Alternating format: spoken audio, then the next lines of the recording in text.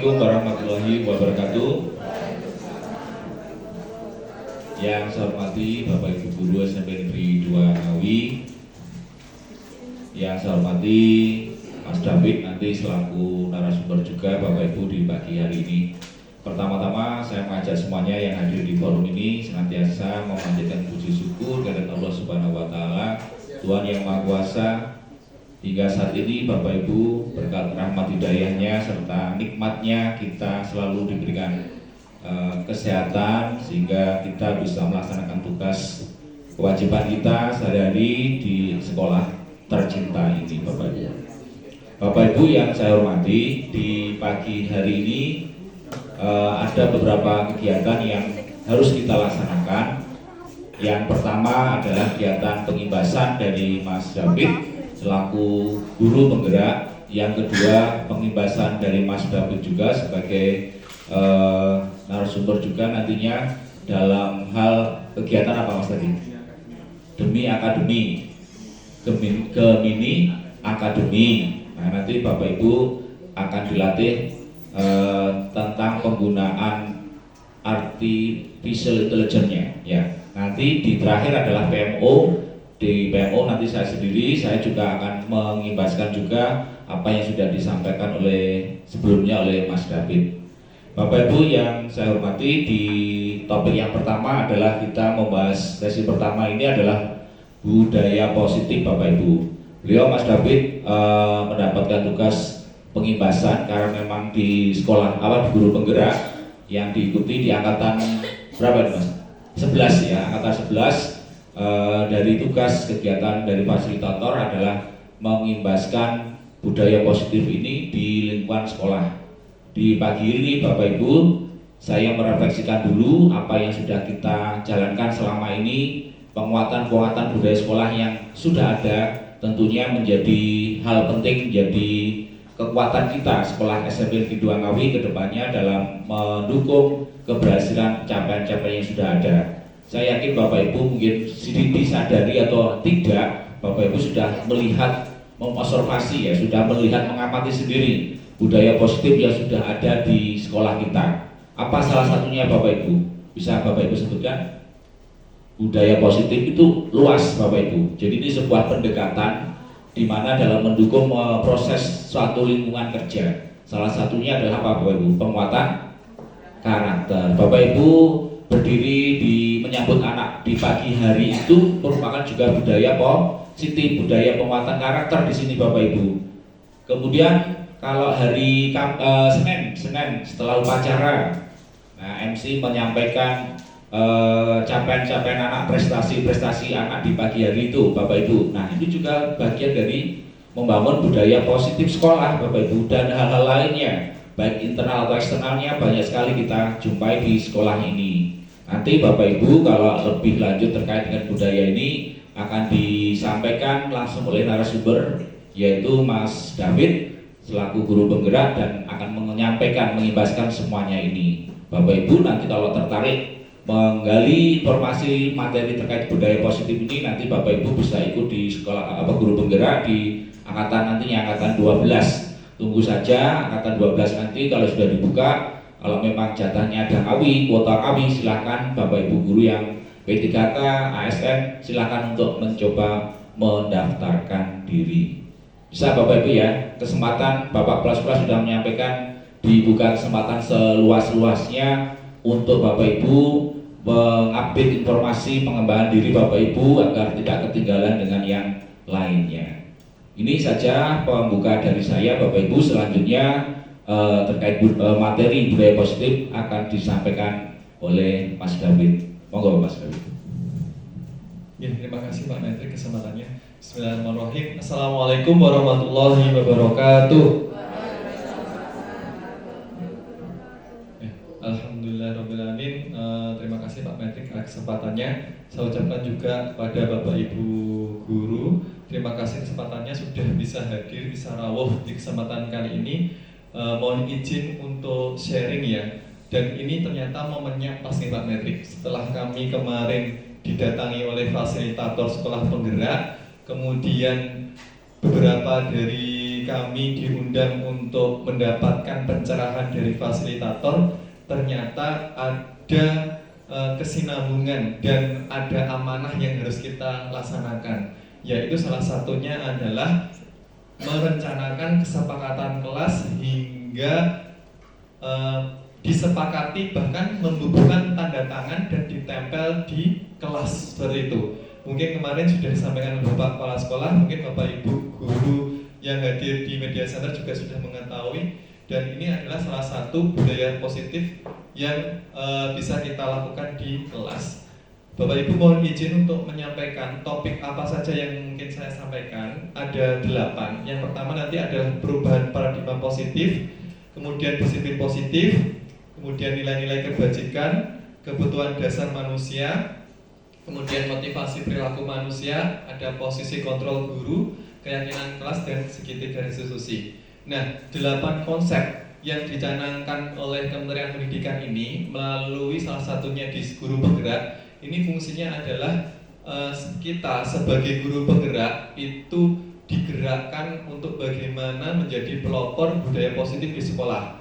Dan memang sebagai guru penggerak tidak akan mungkin bergerak sendiri, karena guru penggerak itu salah satunya berhasil adalah bisa menggerakkan teman-temannya sekitar, bahkan bisa menggerakkan lingkungan di sekolahnya. Sehingga harapan saya setelah ini, mari kita bersama-sama, nggak saya saja sebagai label guru penggerak, tapi Bapak Ibu juga bisa bersama-sama bergerak untuk menciptakan budaya positif di sekolah kita. Kita mulai dari yang pertama, pembelajaran dengan paradigma baru. Bapak Ibu, setelah ganti menteri yang itu Pak Nadiem, walaupun pro kontranya banyak sekali ya, tapi alangkah baiknya kita ambil positif apa yang dicanangkan oleh Pak Menteri kita, yaitu di sini pembelajaran yang diharapkan adalah pembelajaran dengan paradigma baru, merupakan pembelajaran yang dirancang berdasarkan prinsip pembelajaran berdiferensiasi, sehingga peserta didik belajar sesuai kebutuhannya berdasarkan tahap perkembangannya sesuai teori psikologi modern untuk mewujudkan profil pelajar Pancasila. Nah, dan ini saya apakah kita itu bisa menerapkan semua pembelajaran ini? Saya pribadi masih merasa kesulitan. Kenapa? Karena pertama mungkin belum banyak mencoba, alias jam terbangnya belum banyak. Berbeda dengan Bapak Ibu senior mungkin yang sudah tahu karakter anak zaman saya dulu waktu SMP, bahkan dengan anak zaman sekarang itu pun berbeda sekali. Sehingga tantangannya zaman saya sama sekarang itu berbeda. Sehingga ada istilahnya di filosofi Ki Hajar Dewantara itu berdasarkan kodrat zaman dan kodrat alam. Nanti Bapak Ibu nanti bisa mencari itu kodrat alam dan kodrat zaman itu apa. Terus kemarin berdiferensiasi. Zaman saya itu Pak Menteri ya, kita kan mohon teman-teman yang di sini kita tes kan waktu masuk sekolah, bener kan ya? Jadi teman-teman tuh pintar semua gitu kan ya. Jadi cenderung homogen. Berbeda sekarang, Masya Allah, saya tuh melihat kesiswaan setiap hari itu ada saja yang didampingi di pojok sebelah sini gitu kan. Nah itu artinya apa? Ternyata kebutuhan siswa kita itu bermacam-macam. Bahkan Pak Hari sudah mewanti-wanti ada yang berkebutuhan khusus. Nah inilah makanya salah satu pembelajaran yang harus diterapkan adalah berdiferensiasi. Tapi berdiferensiasi itu tidak hanya mulu-mulu kemarin Pak Menteri gaya belajar ya. Nah gaya belajar itu hanya satu. Kalau saya membaca ada 3 cara mengidentifikasi awal siswa. Yang pertama gaya belajar Pak Menteri. Yang kedua adalah tingkat kognitif. Itu bisa menggunakan tes awal, bisa pembelajaran sebelumnya atau pembelajaran materi yang akan dilaksanakan. Yang terakhir ini yang mungkin nggak kita sadari, yaitu latar belakang siswa. Misalkan anaknya dokter sama anaknya petani atau anaknya buruh, itu pasti pemikirannya berbeda. Makanya itu kita nggak bisa samakan, mereka diajari sama itu berbeda. Makanya kadang kalau ada siswa, saya tanya profesinya apa, biar saya bisa menyesuaikan. Oh profesinya anak ini, kamu tinggal dengan siapa, dengan di rumah orang tua atau yang lain. Oh ternyata dia dititipkan ke nenek kakeknya. Itu juga berbeda perilakunya. Kadang saya bilangkan ke teman-temannya, jangan samakan kamu yang tinggal dengan orang tuanya dengan ini yang diasuh dengan kakek neneknya. Itu pasti perilakunya berbeda. Makanya di sini berdiferensiasi itu luas ya, nggak hanya sebatas kemarin yang disampaikan Pak Patrick gaya belajar atau hanya proses pembelajarannya, bisa ke konten, bisa ke prosesnya. Dan memang kita di sini ada yang disampaikan Pak Patrick tadi, kita yang di sini adalah penguatan karakter. Sementara ini yang kita tagline-nya di Kementerian Pendidikan adalah profil pelajar Pancasila, ada 6. Nah itu sebenarnya juga mencakup hampir seperti di kurikulum 13 juga karakter sama. Cuma ini lebih dipertebalkan begitu untuk pembelajaran dengan paradigma baru. Nah, yang kedua tentang teori kontrol Bapak Ibu. Dulu mungkin kita itu semua dari kita dikontrol. Bagaimana pembelajarannya atau bagaimana sistem pembelajaran itu semua itu dari guru. Tapi ternyata saat ini itu anak itu sudah bisa request. Saya pernah pengalaman di kelas 9I. Kebetulan saya ngajar di jam terakhir mata pelajaran IPA, materinya tekanan fisika. Saya tanya, "Nak, kok lemes kenapa?" "Ngantuk Pak, capek." Nah, akhirnya saya berpikir, gimana caranya anak-anak itu tetap semangat belajar IPA. Saya ajak keluar, ajak praktikum. Sampai katanya kelasnya Bu Wiwit itu sampai kelas apa? 9? Kalau nggak salah ya, itu protes. "Bu, kelasnya Pak David praktek, ayo praktikum keluar, praktikum." Nah, berarti ternyata apa? Ternyata anak-anak tuh kalau bosan di kelas bisa dibawa keluar. Ini kan sesuai dengan instruksi hari kemarin. Saya lihat Bu Intan kemarin juga keluar nih. Kemana Bu Intan? Ke alun-alun. Gimana perasaannya anak-anak Bu Intan? Nah, apalagi ini olahraga ini, bener nggak Bu? Luar biasa ini. Makanya saya gini, oh bener ya, ternyata anak-anak itu kalau di kelas terkurung itu luar biasa bosannya. Bayangkan gitu. Kalau kami dulu sampai jam 1 itu masih bisa. Ini anak-anak sampai jam 3 sore itu masih les. Saya lihat kemarin lewat di depannya rumahnya Bu Heni, malam-malam gitu, anak-anak baru pulang pakai seragam sekolah. Berarti itu anak-anak itu luar biasa semangatnya belajar di SMP 2 itu. Maghrib itu baru pulang masih pakai seragam. Berarti perjuangannya anak-anak tuh ada yang berjuang sampai belajar sampai malam. Nah akhirnya sudah beda zaman kita. Makanya sehingga di Guru Merdeka nggak hanya merdeka gurunya saja, tapi muridnya harus merdeka. Sehingga kita bisa menawarkan anak-anak mau belajar apa, kita mau sistem gimana, itu bisa ditawarkan. Begitu. Jadi tidak serta-merta kita dari gurunya. Misalkan gini, saya mengajar materi kelas 8 tentang pengenalan sel. Saya jujur, untuk awal-awal ini saya banyak meninggalkan kelas. Bapak Ibu juga banyak juga begitu. Yang kedua, kelas saya itu banyak ikut drum band, pramuka, dan itu kan banyak yang di-spend.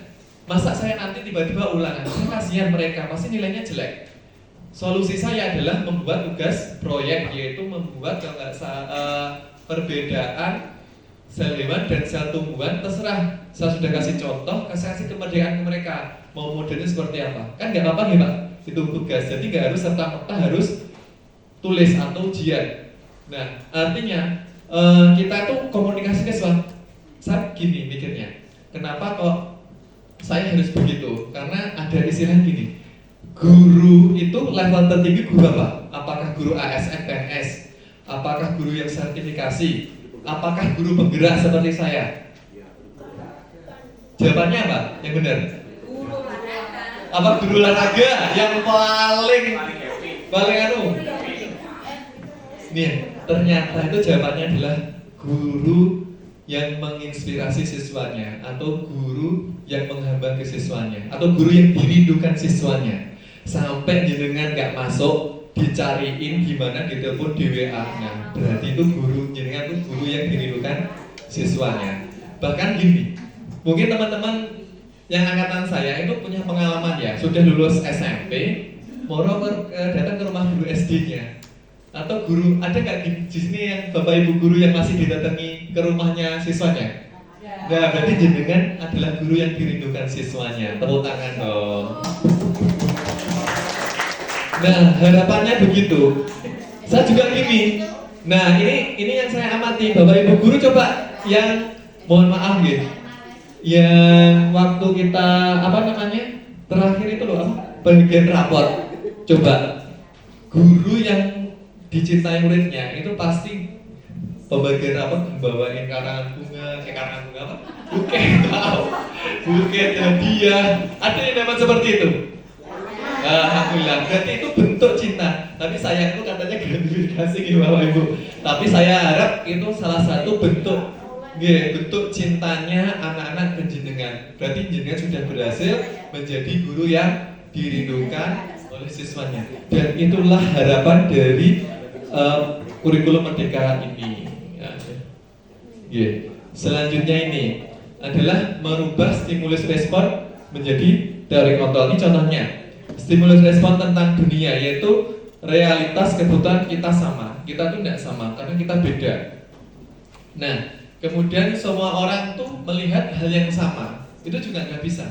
Makanya berdiferensiasi itu perlu dilakukan. Tapi gini, kalau Bapak Ibu tidak bisa dilakukan dalam pembelajaran, ya kita harus bertahap Pak Patrick. Karena tapi harus dilakukan dicoba karena kita itu tidak bisa serta-merta melakukan keseragaman karena memang kita itu sekolahnya ini termasuk sekolah inklusif Pak Patrick.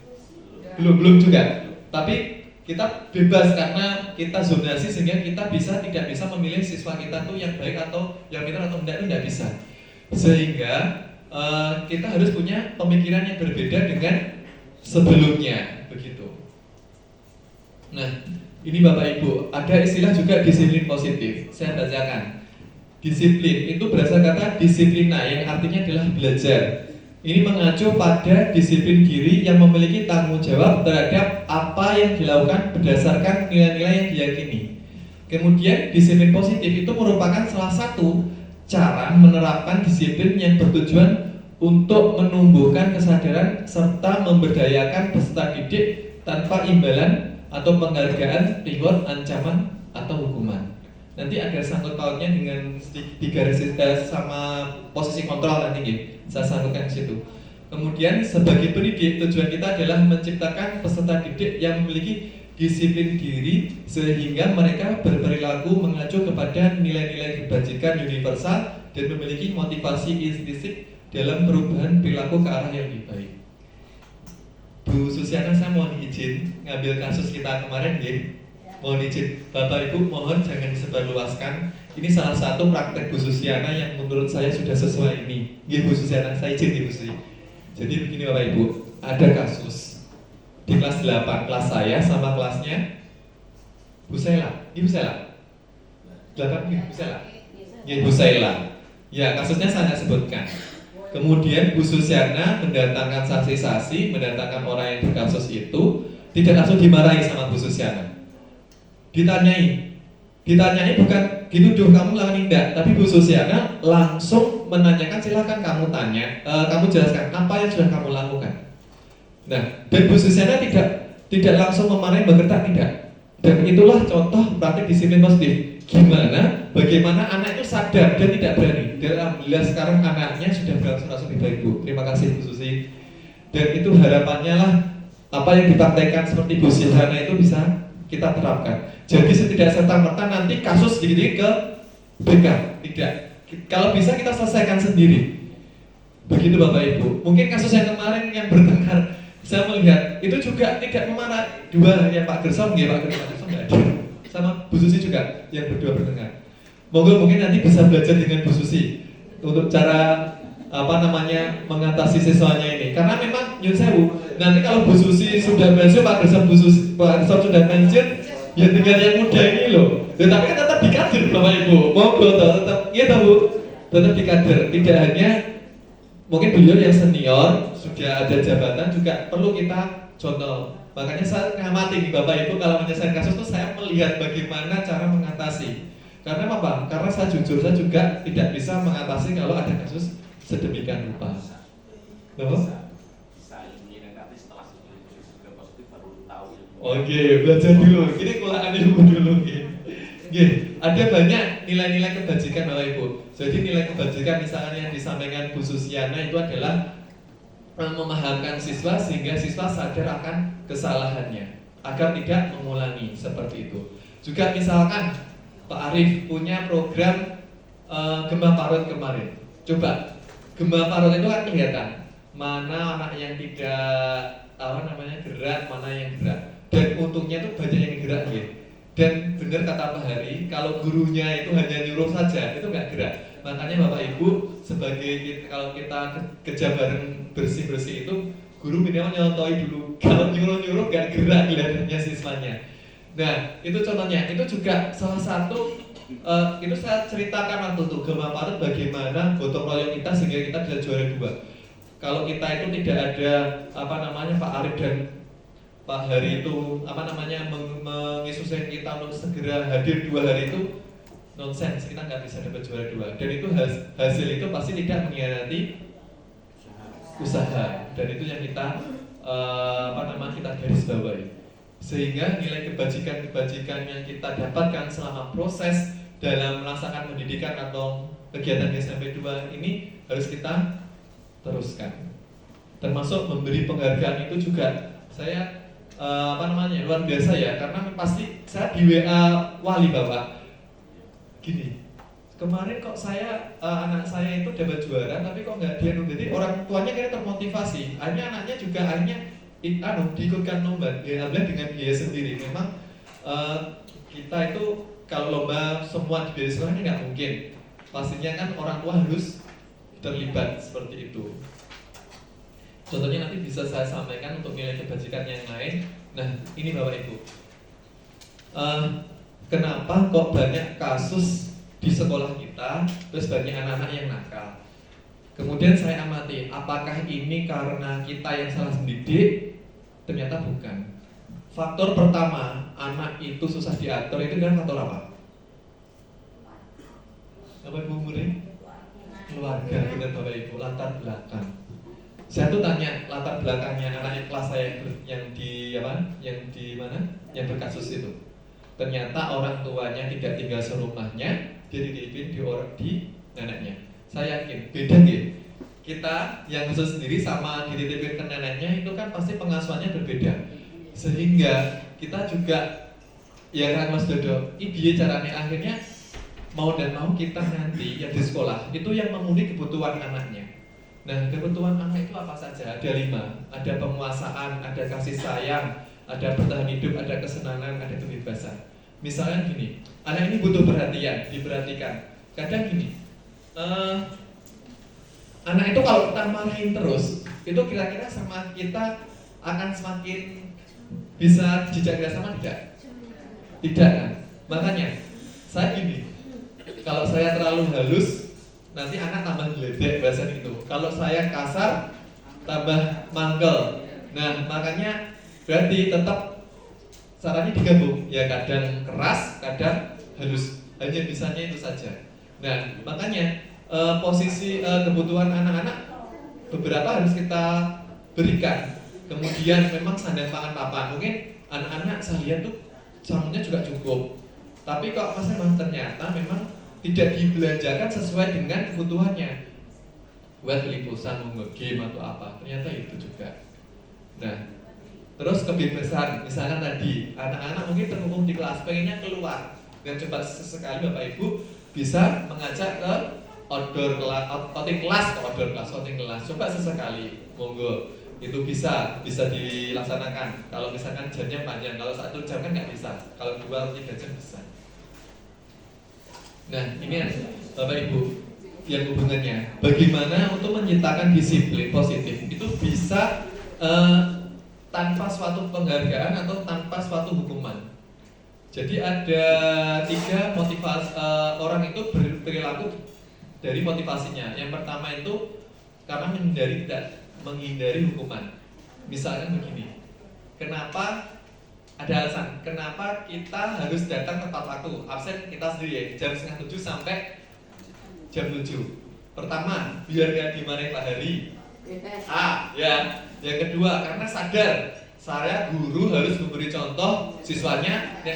Nek pengen siswa kita tertib, kita harus tertib. Atau yang ketiga, Pak Hari ngasih kayak Pak Arif dulu ngasih reward, siapa yang duluan apa? Yang PMM dikasih apa? Oh, bukan, voucher 50.000 atau begitu. Kira-kira yang paling baik yang pertama, kedua, atau ketiga? Yang mana? Ya, yang paling mana kedua ya. Jadi kalau kita motivasi yang paling untuk disiplin itu kita tuh sadar bahwa kalau kita melakukan hal baik nanti akan berdampak ke yang lain. Nah kalau yang sekali Pak Arif ngasih reward 50.000 yang voucher itu ya sekali itu aja Pak. Nanti apa namanya kebebasan kebiasaan nanti nggak baik Pak gitu. Makanya Bapak Ibu kalau ngasih reward, dulu Bu Muri juga pernah ngasih reward anak-anak, itu nggak apa-apa. Itu juga bagus karena itu salah satu untuk meningkatkan motivasi belajar siswa. Tapi itu jangan sering-seringan, mungkin dengan cara yang lain. Nah ini yang mungkin yang jangan sampai ini yang pertama untuk menghindari ketidaknyamanan hukuman karena ini sifatnya hanya sementara. Lepas dari lembaga ini kalau anak-anak kita sifatnya hanya hukuman aja yang terlambat apa-apa, yaudah selepas ini mereka jadi kembali ke semula, tidak sampai ke terinternalisasi gitu. Nah ini konsep disiplin yang perbedaan hukuman dan penghargaan. Misalkan kalau hukuman kan menyakitkan, tidak nyaman, murid akan takut, merasa terpaksa, terus menyembunyikan kesadaran, menjadi rendah diri. Intinya nanti anak itu tidak akan terbentuk disiplinnya dengan baik, terinternalisasi dengan baik. Nah kalau penghargaan juga ternyata tidak sebaik yang kita harapkan, nanti mungkin tidak efektif. Karena apa? Hanya saat itu saja. Kalau sudah tidak diberi penghargaan ya nggak melakukan gitu. Kemudian kreativitasnya juga akan rendah. Saya pernah gini, waktu itu kalau nggak salah Jumat bersih, terus ditanya sama murid, Pak ini kalau mau bantu benefitnya apa gitu. Saya juga gini, waduh realistis ternyata anak-anak juga. Wah ternyata benar-benar anak-anak juga punya konsep dengan, tapi wajar Bapak Ibu, kan ini kan anak-anak punya ekspresinya berbeda-beda. Ya kita sikapi dengan baik gitu. Nah kemudian menghukum dengan sistem ranking. Nah ini mungkin yang kemarin disampaikan Pak Patrick yang terkait ranking kita, ternyata ranking itu membunuh karakter siswa yang di bawah. Nanti yang bawah itu nggak mau naik ke atas nanti, gitu. Apalagi yang sudah di atas, kalau Bu Nurita pernah dicurhatin muridnya itu, katanya jadi tetap di atas, tapi katanya turun dikit, itu nggak mau ikut ekstra apa-apa Bapak Ibu. Keluar dari ekstra semuanya, nggak mau ikut lomba. Sampai Bu Nurita tuh bujuk saya gini, ternyata dampak psikologisnya anak-anak sekarang begitu ya, meluas. Dan ini ternyata terbukti teori, ini kan teori-teori toh, tapi kan ternyata di lapangan kan ada di kita, begitu. Nah, kemudian di sini ada yang konsekuensi. Nah, konsekuensi itu misalkan kalau rame, biasanya kita konsekuensinya harus disuruh keluar belajar di luar, atau terlambat, misalkan harus menunggu sampai berapa jam baru boleh masuk, itu konsekuensinya. Nah, ini juga bagus, tapi ini juga hanya jangka pendek. Yang bagus itu apa? Ini restitusi. Nah mungkin nanti teman-teman BK pernah belajar restitusi nggak? Pak Awam? Belum pernah Pak? Belum pernah Pak? Sudah harusnya ya restitusi nggak? Sudah pernah Pak? Sudah, harusnya sudah ya? Nah sudah restitusi. Nah ini Bapak Ibu, restitusi. Jadi mungkin ini restitusi ini yang harus kita sering kita praktikkan, karena memang ini saya nyoba praktek sendiri itu susah karena beda ya kondisi di lapangan. Karena mungkin kalau dari kasus kita kan kita yang desain, kita yang skenario dari kita, tapi kalau di lapangan ini jawabannya anak-anak tuh kadang nggak mau ngomong Bapak Ibu. Dan itu gimana cara anaknya buat ngomong Pak? Nah itu perlu strategi. Makanya monggo Bapak Ibu guru yang muda bisa berguru ke Bapak Ibu yang senior ini, bagaimana cara merestitusi anak-anak. Nah kemudian anak-anak yang kita belajar restitusi, saya yakin akan sangat hormat dan patuh pada jenengan. Dengan suruh akan manut, saya yakin itu nanti dampaknya. Nah ini pengertian restitusi ya. Jadi dia proses menciptakan kondisi pada murid untuk memperbaiki kesalahannya sendiri. Jadi anak itu tidak boleh gini, kamu harus begini tidak boleh. Jadi restitusi itu sampai anak bisa bilang apa yang saya harus lakukan untuk menutupi kesalahan saya atau untuk menyelesaikan kesalahan saya, seperti itu sebenarnya restitusi. Nah, sehingga di sini ada ciri-ciri restitusi itu, misalkan dia bisa menebus kesalahannya, mungkin minta maaf atau berusaha untuk memperbaiki hubungan dengan orang lain, kemudian tidak terpaksa untuk merubah dirinya, kemudian mungkin dia akan mencoba kebutuhan dasarnya apa, misalnya kurang perhatian ya minta perhatian ke gurunya, atau misalkan gini, ada nggak Bapak Ibu yang anak-anak merasa kesulitan, terus datang ke Bapak Ibu, terus Bapak Ibu, Bu saya ini kurang paham, mungkin bisa dijelaskan, ada nggak? Ada ya? Itu kira-kira dilayani pribadi atau dilayani sekelas? Nah, itu kalau baik itu sebenarnya pribadi, karena ini kan diferensiasi. Boleh di kelas, ini tujuannya memang nanti untuk menguatkan kelas, boleh. Tapi kalau bisa, coba pribadi dulu. Tujuannya apa? Biar anak-anak ini menyamakan kecepatan belajar sama muridnya. Makanya di sini guru itu apa tugasnya adalah kalau di kurikulum merdeka itu sebagai fasilitator. Nah, begitu. Nah, ini kalau perbedaannya ya, contohnya ada kasus siswa sering tidak mengerjakan PR, tapi kita kelihatannya PR sudah minim ya, bahkan nggak berani sekarang kasih PR ya. Nah, misalnya guru menghukum siswa tersebut hormat bendera selama 10 menit. Berarti guru itu termasuk memberikan hukuman. Kemudian guru memberikan konsekuensi untuk mengerjakan PR-nya saat istirahat atau dikerjakan sebanyak 3 kali lipat. Dia tetap dikasih kerjaan tapi ditambahi tingkatannya atau lebih berat 3 kali lipat daripada temannya. Ini namanya konsekuensi. Nah, kalau restitusi ini guru menanyakan dulu kenapa dia nggak bisa menyelesaikan PR-nya, ada masalah apa, seperti itu. Ini misalkan gini, kemarin waktu itu Bu Anu kasus Bu siapa yang kebadan motor, Bu Fitria. Nggak, Bu Fitria terlambat. Kan Bu Fitria nggak mungkin dimarahin gitu kan, misalnya tadi nggak mungkin marah gitu, misalnya mau marah Bu Fitria. Nah, pasti dijelaskan, mohon maaf Pak, saya tadi bannya meledos, nyari, itu nggak apa ditanyakan. Terus mungkin sebagai, kalau itu Bu Fitria, guru, misalkan murid dia, kita tanyakan, yaudah nanti seandainya kita sama berangkat tolong lebih pagi-pagi, hati-hati di jalan, kita sampaikan. Kalau kayak gitu kita kasih solusi nggak apa-apa. Misalkan kamu titipkan motornya dulu, kamu bisa ngecek sehingga kamu tidak terlambat masuk sekolah. Jadi tidak serta-merta kita hukum. Kecuali kita sudah punya kesepakatan gitu. Nah, nanti kita cek di sini ada kesepakatan nanti ini. Nah, ini ada 5 kontrol Bapak Ibu. Ke sini juga langsung. Misalkan kita sebagai guru itu punya 5 kontrol. Nah, mungkin Bapak Ibu lebih cenderung di mana? Nah, nanti kita cermati bersama-sama.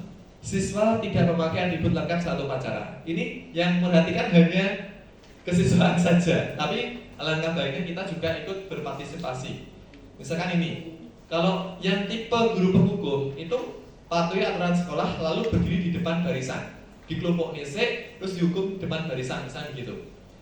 Kemudian kalau memantau itu tidak hanya sehari itu, dia dipantau terus, Bapak Ibu guru, dicermati ini memang sengaja anaknya atau memang ada latar belakang lain yang sehingga dia tidak menggunakan atribut yang lengkap seperti itu.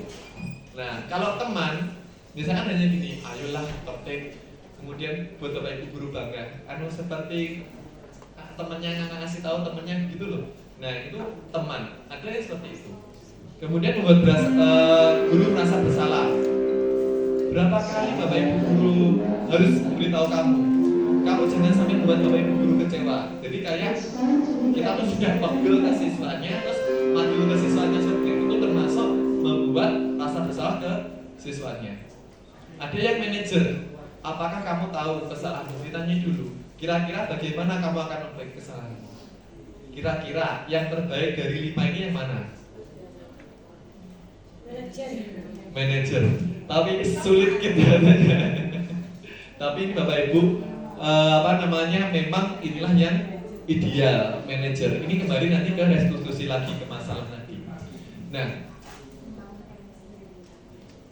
kemudian bagaimana untuk mengatasi masalah-masalah itu tidak kita kita dapati di depannya ini oleh Ibu.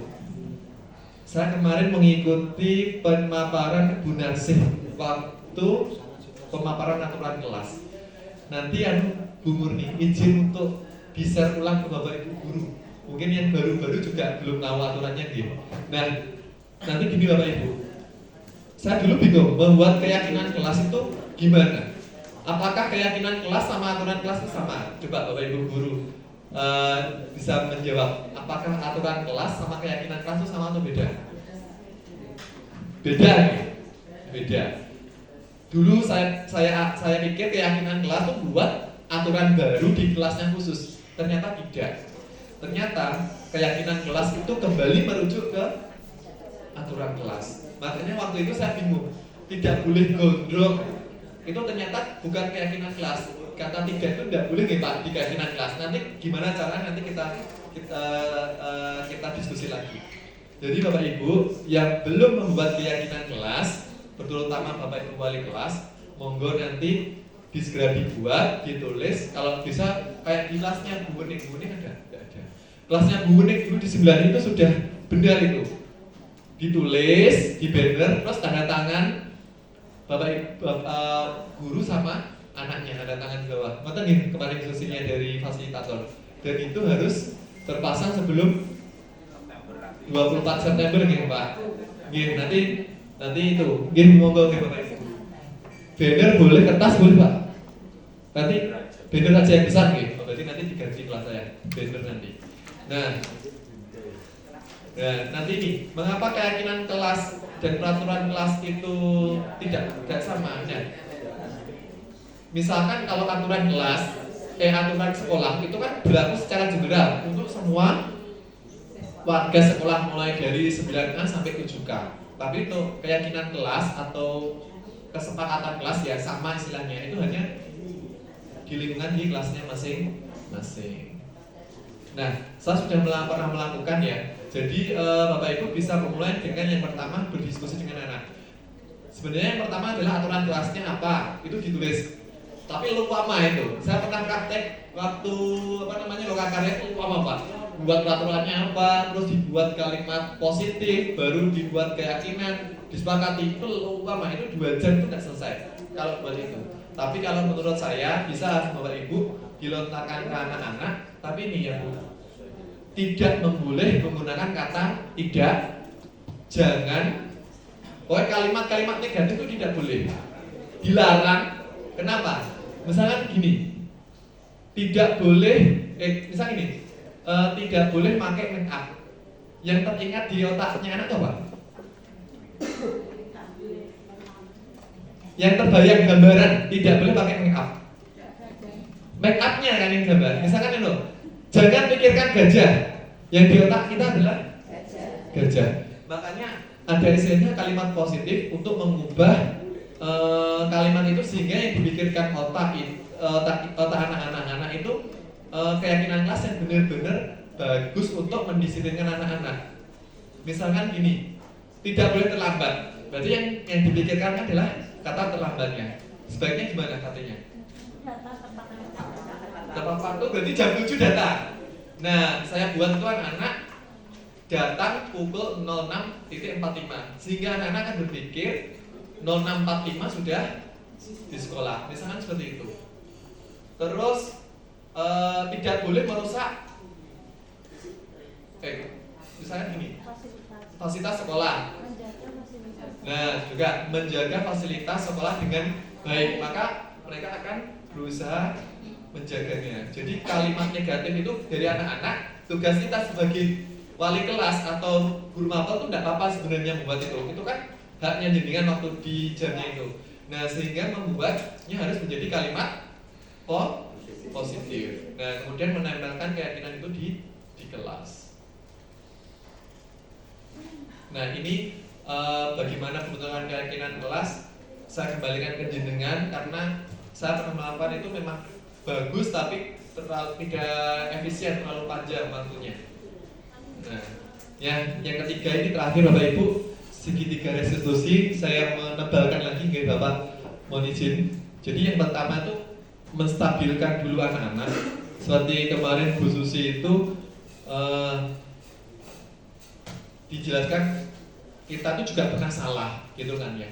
Kamu tuh harus bisa menyampaikan apa yang kamu, dan kamu harus jujur biar kita selesai masalah ini, tidak berlarut-larut. Dan itu dan menstabilkan identitas. Tujuannya apa? Anak-anak tuh tidak merasa kalau saya jujur saya dihukum. Beda dengan polisi ya, tegas gitu. Tapi mungkin kita kan institusi pendidikan, beda dengan polisi gitu. Kemudian memvalidasi tindakan yang salah. Anak-anak itu disuruh cerita kenapa dia berbuat demikian, kemudian itu salah atau tidak gitu. Baru menanyakan keyakinan kelasnya kalau itu sudah disepakati. Kamu disepakatan kelas kan kita sudah buat sepakatan. Berarti kalau kamu sudah melanggar, berarti apa yang harus kamu lakukan? Solusinya suruh anak-anak menyampaikan sendiri, mencari sendiri. Kalau tidak bisa ya kita pancing. Begitu Bapak Ibu. Itu saja yang mungkin bisa saya sampaikan. Terima kasih Bapak Ibu. Semoga bermanfaat dan lebih utama bisa mengimplementasikan di kelas kita masing-masing. Mungkin dari saya. Sekian. Wassalamualaikum warahmatullahi wabarakatuh. Mungkin ada tanya jawab. Saya buka. Bapak Ibu. Pak Budi, untuk Pak Budi. Terima kasih Pak David. Yang menjadi pertanyaan saya adalah ketika guru menemukan adanya istilahnya pelanggaran kesepakatan kelas, itu bagaimana prosedur yang benar guru menjalin kerjasama dengan BP? Karena yang saya baca kok harusnya BP itu melakukan perencanaan tentang konselor dan sebagainya itu melibatkan wali kelas dan guru malah ini kan kita tidak pernah melakukan. Itu gimana prosedurnya? Nanti mungkin bisa jadi pertama, bisa jadi program gitu Bapak. Jadi gini Pak, saya punya pengalaman di Pramuka. Kasus kita yang ada waktu kemah ini kalau ini kesalahan kita evaluasi sebagai refleksi gitu. Jadi Bapak Ibu, waktu kita Pramuka itu anak-anak itu ternyata susah dikendalikan. Tenda itu sering ditinggal, padahal di situ HP berserakan Bu ini gitu. Nah, itu kami susah mengontrol. Ternyata apa faktornya? HP anak tidak dikumpulkan. Nah, makanya berarti di sini saat kita sebelum pramuka itu harus kita buat kesepakatan. Misalkan HP semua dikumpulkan ke pembina. Kemudian yang jaga kurva harus 2 orang. Ngoten. Terus kalau misalnya ada pelanggar, sekaligus sanksinya bukan sanksi ya, apa namanya? Konsekuensi Pak namanya. Konsekuensinya buat sekalian begitu. Sehingga nanti tidak sampai ke BK. Mungkin nanti di BK itu kasusnya apa saja? Mungkin yang sifatnya wali kelas sudah tidak bisa menangani, kesehatan tidak bisa menangani, mungkin ke BK. Saya dulu pernah diskusi sama Bu Gesti Pak. Waktu itu kan saya punya hasil nyata tentang layanan apa gitu Bu Gesti gitu. Bu Gesti saya tanya, gimana dulu waktu kita kalau ada kasus gimana tahapannya Bu Gesti? Pertama kalau itu di jamnya guru mapel diselesaikan di guru mapelnya dulu. Kalau guru mapel tidak bisa, baru ke wali kelas dilaporkan. Wali kelas tidak bisa, di sini mungkin di kesiswaan. Kalau kesiswaan tidak bisa, baru ke konsultasi ke BK. Jadi saya itu juga konsultasi Pak ke BK Pak beberapa kali. Kasusnya anaknya itu marah sama orang tuanya, kabur, nggak masuk. Terus saya tanya Pak Awang ini dia ngatasi anak ini kabur nggak di sekolah. Nah begitu. Jadi memang Bapak Ibu, kita itu di sekolah itu nggak bisa berdiri sendiri, sehingga kita harus berkolaborasi dengan beberapa stakeholder. Kalau yang anak ya ke BK atau kesiswaan. Nonton Pak Budi. Jadi prosedurnya kalau Pak Budi punya masalah dengan anak itu bermasalah, Pak Budi tahu, Pak Budi selesaikan dulu. Kalau nggak bisa ya bisa minta bantuan BK untuk mengatasinya. Jadi tidak serta-merta nanti kalau ke BK numpuk semua ke BK nanti. Gitu. Katanya begitu. Apa mau menambahkan teman Bapak Ibu guru BK? Oh Bu Gesi mau menambahkan? Monggo Bu Gesi. Isi menanggapi Pak David untuk yang bagian Maju. Dia dengar Pak Bu Gesi, monggo.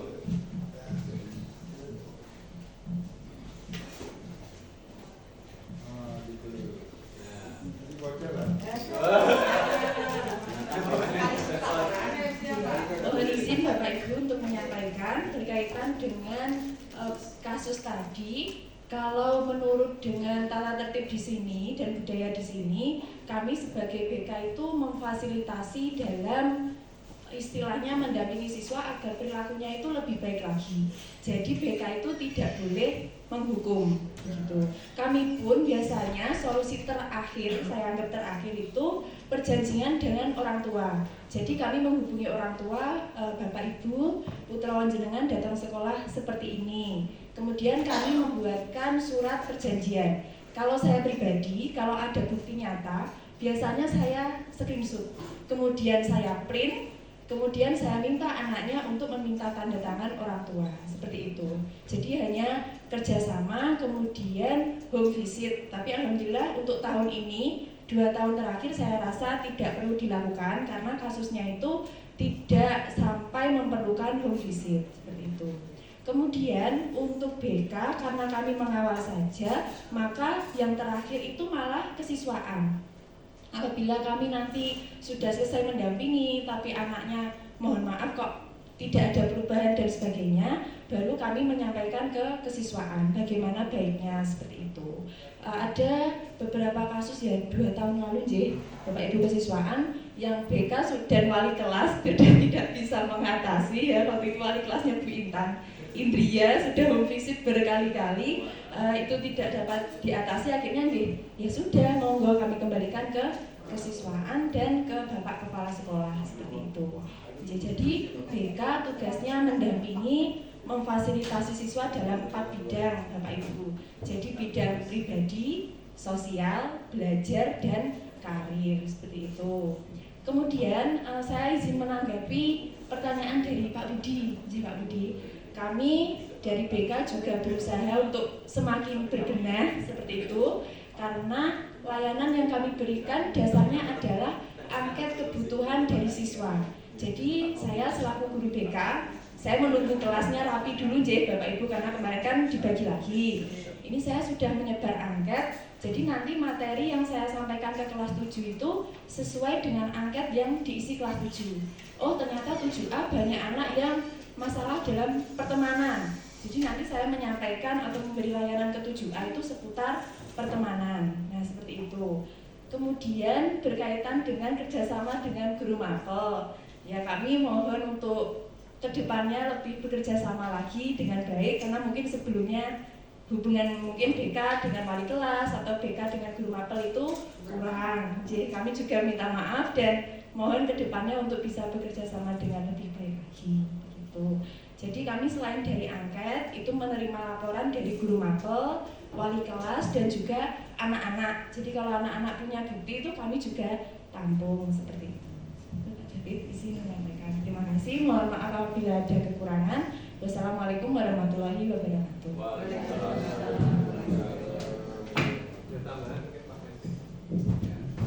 Ya baiklah, Bapak Ibu itu sudah disampaikan dari BK.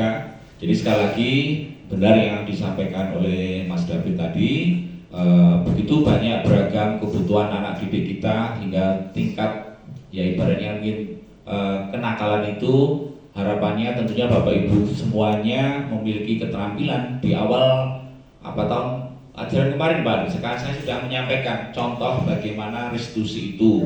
Bapak Ibu bisa bersani di YouTube langkah-langkah segitiga restitusi. Jadi contohnya banyak, kita identitas sudah disampaikan tadi Mas David mengingatkan kembali, tidak boleh memarahi, menghukum, jadi menstabilkan, menenangkan anak itu biar tenang. Betul, kemarin saya lihat siapa yang inisial A itu ditenangkan dulu, betul oleh Pak Gersok atau Bu Wening itu dengan Bapak Ibu yang lainnya.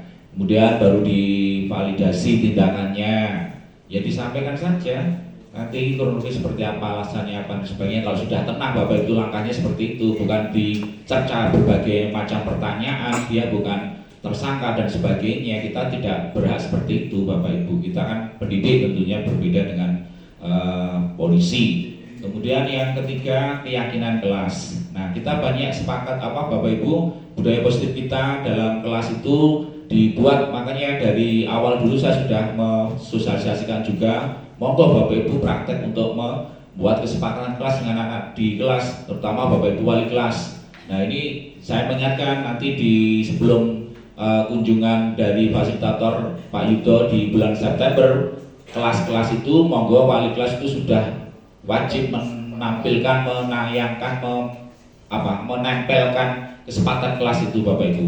Jadi bukan langsung ditulis, tidak, ada langkah prosedurnya. Bapak Ibu mengajak anak untuk diskusi dulu kesepakatan kelas itu seperti apa yang hendak dibangun di kelas ini, sehingga semuanya tahu, paham. Mereka tentunya bertanya jawab dengan Bapak Ibu, kemudian ditawarkan dan dicari keputusan bersama. Begitu ya Bapak Ibu. Sehingga kami nanti di bulan September kami akan cek semuanya kelas-kelas itu agar semuanya sudah tertempel, dan ketika tanggal 24 September ya, Pak Yudo selaku fasilitator sekolah penggerak, ketika nanti monefnya berlangsung dan melihat kelas-kelas itu sudah terpampang semuanya kesepakatan kelas ini. Ya begitu Bapak Ibu. Saya itu loh, kalau cerita tadi banyak yang diceritakan di Mas David tadi tentang kasus-kasus di kelas-kelas itu. Saya tuh loh di kelas juga di prank Bapak Ibu. Lah anak sekarang ngeprank Pak Budi, ya di 9 kilo saya di prank.